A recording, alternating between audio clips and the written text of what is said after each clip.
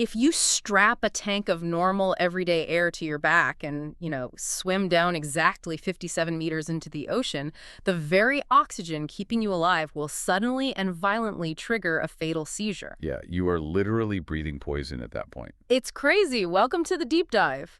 When you look out at the ocean, it feels like this boundless, infinite expanse, like you could just jump in and keep sinking into an endless alien world. Right, it looks completely open. Exactly. But for the vast majority of people exploring that water, there is a hard, strictly enforced physical wall waiting in the deep, Yeah. and it sits at exactly 40 meters. And the wild thing is, to the naked eye, the water at 39 meters looks and feels completely indistinguishable from the water at 41 meters. Right. There is no visible barrier. But the drop-off in human survivability right there is staggering. So we've got a massive stack of sources in front of us today. We're looking at medical research notes, physics journals, and these really detailed deep water visual guides. And our mission today is to figure out the truth about this invisible wall. Because it's not just made up. Right. Like, why 40 meters? Why not 50? Why not 100? Because the ocean doesn't care about, arbitrary rules written by diving regulators. No, not at all. It only cares about physics. Yeah. The 40-meter limit is dictated entirely by the intense physics of underwater pressure and, well, the hard biological limits of human physiology. So we are going to look at the cellular level of what happens to your tissues, your central nervous system, and your brain when you push past that boundary. It's a fascinating and, frankly, terrifying process. Okay, let's unpack this. To really understand why deep water is so hostile, we have to look at the air in the diver's tank. Right, the breathing gas. Yeah. According to the research, the standard mix used in recreational diving is basically the exact same air you and I are breathing right now in this room. It's roughly 21% oxygen and 79% nitrogen. Exactly. So it's normal atmosphere just packed into an aluminum or steel cylinder. If it's the exact same air we're breathing right now in our living rooms, why does it suddenly become a lethal threat underwater? It's like taking a perfectly safe glass of water, putting it in a different room, and suddenly it's poisonous. That's a great way to put it, because that atmospheric mix is perfectly optimized for human beings living under one atmosphere of pressure. Meaning surface level. Right, surface level. Hmm. But the moment you take that tank underwater, the environment changes the mathematical reality of that gas. We have to look at Boyle's law for this. Okay, Boyle's law. Yeah, which states that as pressure increases, the volume of a gas decreases. So at the surface, the weight of the air above us exerts 1 unit of pressure. But water is incredibly heavy. Right. For every 10 meters you descend, you add another full atmosphere of pressure. So at 40 meters down, you're experiencing 5 times the pressure you feel at the surface. Exactly. 1 atmosphere of air plus 4 atmospheres of water weight. But the tank itself is a rigid metal cylinder. I mean, the ocean isn't crushing the metal. The cylinder is rigid, yes. But the regulator, the device you actually put in your mouth to breathe from, delivers the air to your lungs at the exact ambient pressure of the water around you. Oh, wow. If you didn't do that, your chest muscles literally wouldn't be strong enough to pull the air in against the crushing weight of the water. That makes sense. You'd just be fighting the ocean. And you'd lose. So the regulator provides air at 5 atmospheres of pressure. Because of that pressure, the gas molecules are forced tightly together. The air becomes fundamentally denser. It physically gets thicker. Okay, I want to make sure we visualize this properly, because I was thinking about this like a concert venue. Oh, I like that. So if gas partial pressure is a concert venue, at the surface, you have 100 people in a massive stadium. Tons of space. Right. They have plenty of room to move around, occasionally bumping into the walls. And the walls are the delicate tissues of your lungs. Okay. But at 40 meters, the water pressure has shrunk that venue down to the size of a small living room.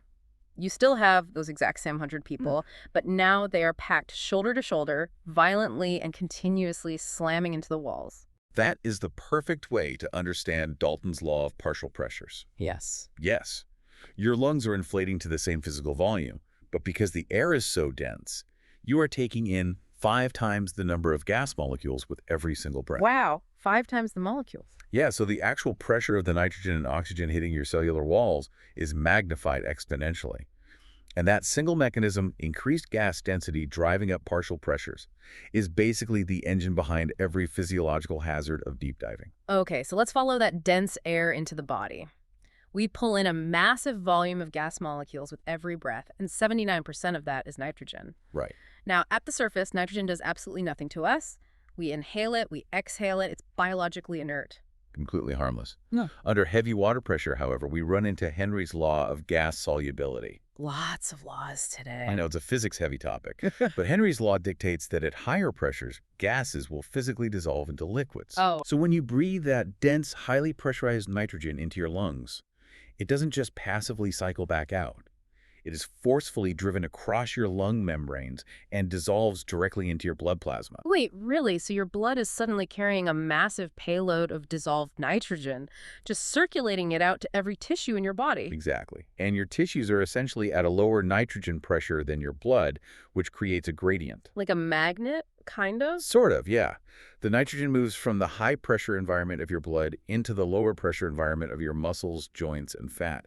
And the deeper you go, the steeper that pressure gradient becomes. Meaning the faster your tissues saturate with dissolved gas? You got it. This is accelerated tissue saturation. So it's not just about how deep you go, but how long you stay there. It sounds like an invisible ticking clock. If we connect this to the bigger picture, it absolutely is a constantly shrinking window of time. You're building up a massive gas debt. Gas debt. I like that term. Yeah, your body can only tolerate a certain level of dissolved nitrogen before you hit a critical threshold. And if you hit that threshold, I assume you can't just head back up to the boat. Because as you ascend, the water pressure drops. Right? And based on Henry's law, as pressure drops, a liquid can't hold as much dissolved gas. Exactly. The gas has to come out of solution. If you ascend slowly, staying within your time limits, the nitrogen moves smoothly from your tissues back into your blood and out through your lungs with each breath. So your lungs act as a controlled exhaust valve. Yes. But if you absorb too much nitrogen, or if you ascend too quickly, the pressure drops faster than your lungs can off gas. It's like a massive traffic jam at a highway exit ramp. Oh, that's exactly what it is. The off-ramp is your lungs. If a few cars take the exit steadily, traffic flows. But if 1,000 cars try to jam through a single-lane exit all at once, the whole system completely breaks down. The system breaks down, and the nitrogen physically comes out of solution directly inside your tissues and bloodstream, forming expanding bubbles. Ugh, that sounds awful. It is. This is decompression sickness, also known as the bends.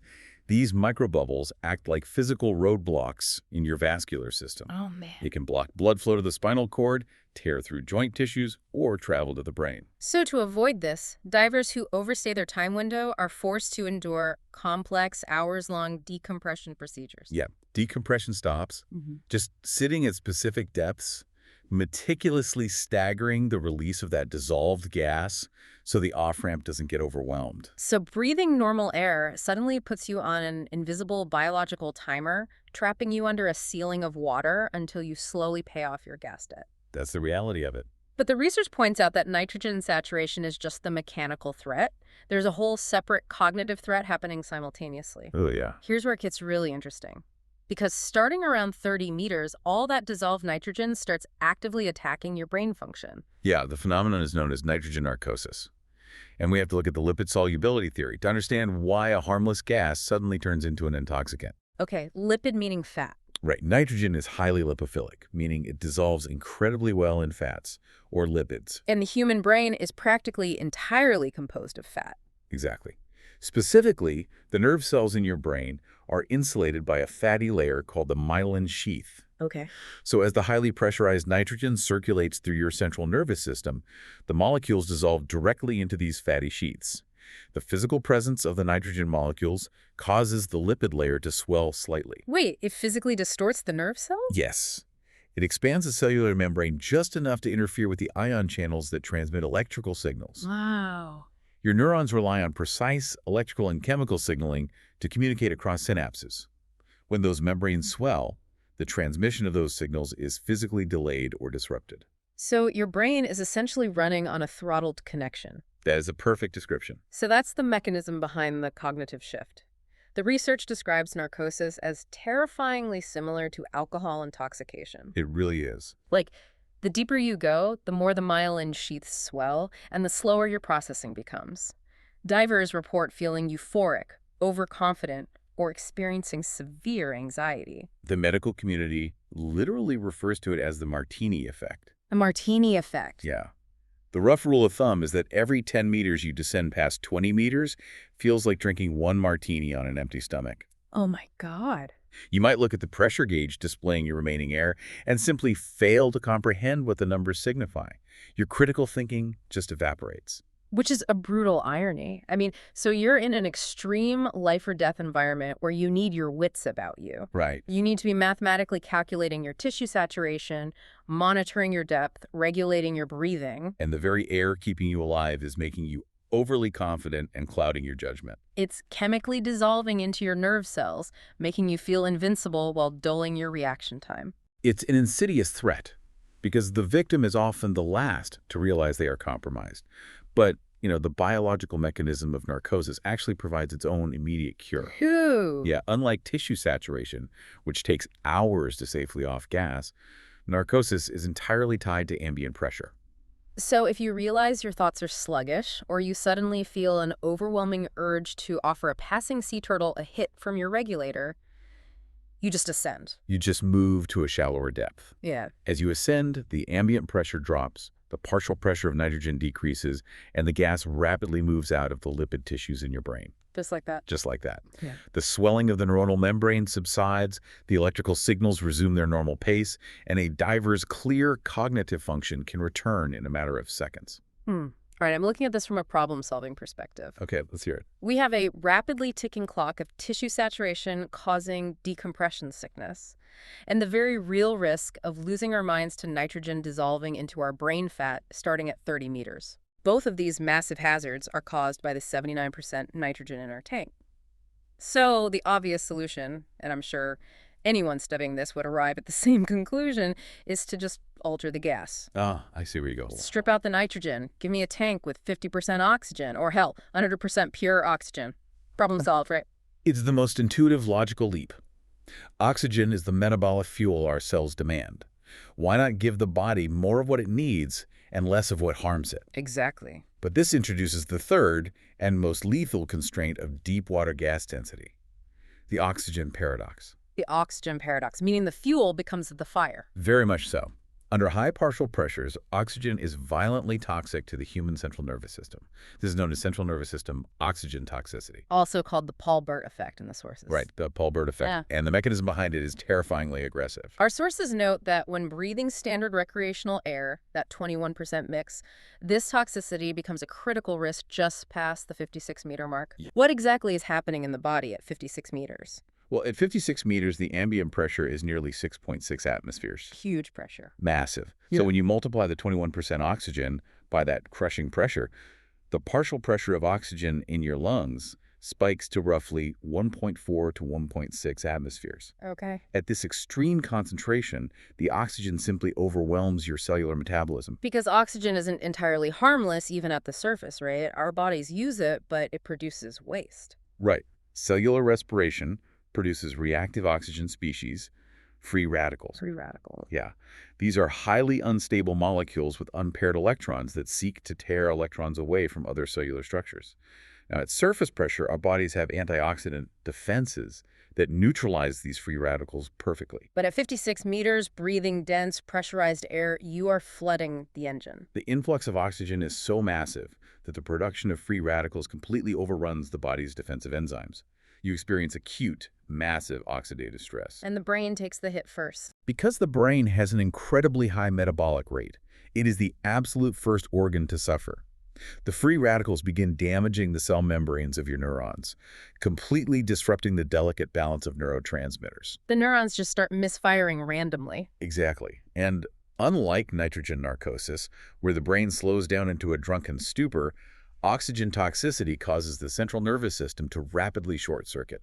Wow. The electrical chaos manifests as visual disturbances, muscle fasciculations, often lip or facial twitching, and then suddenly massive grand mal seizures. I mean, think about that. Oxygen, the literal fuel for human life, the thing you and I are breathing right now to stay alive, becomes a deadly poison if you pack too much of it into your lungs at depth. It is a shocking betrayal by your own biology. And a seizure on land is a manageable medical emergency. A seizure 56 meters underwater when you need your jaw muscles to hold onto your breathing regulator. It is a death sentence. The diver will inevitably drop the regulator during the convulsion and they will drown long before they can be brought to the surface. That is terrifying. And there is no warning. The transition from feeling perfectly fine to full central nervous system failure can happen in a fraction of a second. Okay, let's pull back and look at the entire board here. We have an intoxicating nitrogen threat that starts dissolving into our brain lipids at 30 meters. We have Henry's law forcing dissolved nitrogen into our tissues, drastically shortening our dive time. And we have massive cellular oxidative stress from oxygen toxicity waiting for us at 56 meters, ready to trigger a fatal seizure. Yeah, quite the minefield. Which brings us back to the core question of the deep dive. Why 40 meters? 40 meters is the eye of the needle. It is the exact physical sweet spot. It is the ultimate physiological safety buffer. Right. By strictly enforcing a 40-meter limit, diving agencies keep recreational divers mathematically insulated from the worst of all these effects. At 40 meters, the partial pressure of oxygen is around 1.05 atmospheres. Which is well below the 1.4 danger zone where massive oxidative stress begins. Exactly. And it keeps the nitrogen in check, too. Yeah, because the narcosis at 40 meters is present, but manageable for a trained diver. Right. More importantly, it keeps the tissue saturation rate slow enough that you can actually enjoy a brief dive and return directly to the surface without requiring hours of complex decompression stops. So the 40-meter wall is an elegant compromise between human curiosity and the uncompromising laws of physics. Perfectly said. But human nature abhors a boundary. I mean, if you tell an explorer there is an invisible line they cannot cross, their immediate instinct is to look for a way over it. Or, in this case, under it. Exactly. What if a diver needs to go to 80 meters or 100 meters to explore a deep wreck or a cave system? If standard air will either drug you or poison you, how is it physically possible? Well, you have to rewrite the atmospheric rules. Okay. When you push past 40 meters, you leave recreational diving behind and enter the realm of technical diving. Technical diving. Yeah. Technical divers cannot rely on the air we breathe on the surface.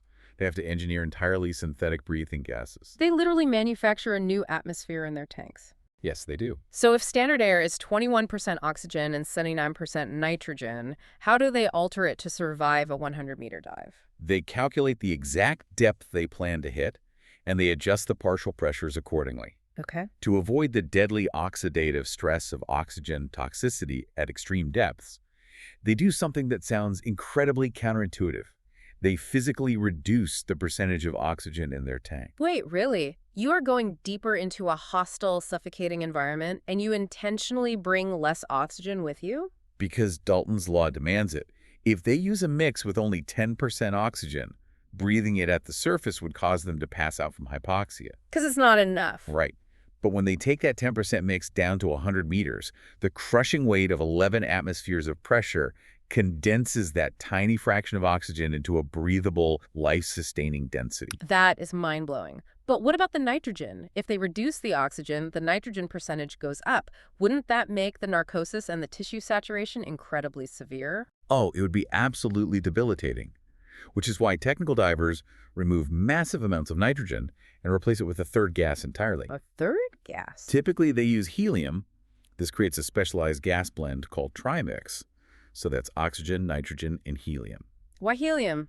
Just because it's lighter. Because of its chemical properties. Helium molecules are exceptionally small. And crucially, helium is highly insoluble in lipid tissues. Unlike nitrogen, it does not dissolve easily into the myelin sheaths of your nerve cells. So it completely bypasses the lipid solubility issue. Yeah. No swollen nerve membranes, no delayed electrical signals, no narcosis. Exactly. By cutting the nitrogen and substituting helium, a diver at 100 meters can retain crystal clear cognitive function. Wow. They still have to manage incredibly complex, mathematically rigorous decompression schedules to off-gas the helium and the remaining nitrogen, but they remove the immediate threats of narcosis and oxygen toxicity. So what does this all mean? When we started today, we were investigating a simple rule, a 40-meter limit for scuba divers. But peeling back the layers, we found a master class in human biology interacting with extreme physics. It really is. A simple descent into the water turns the harmless air in our living rooms into a highly pressurized chemical cocktail. Nitrogen dissolves into our blood, saturating our tissues like a biological debt, and sneaks into our brain fat to short-circuit our cognitive wiring. And oxygen concentrates into a dense barrage of free radicals. Right. The very fuel of human life can overwhelm our central nervous system. The 40-meter wall isn't an arbitrary rule, it is the absolute limit of where the human body can endure the unaltered atmosphere of Earth under pressure. And, it forces a profound realization about human adaptability.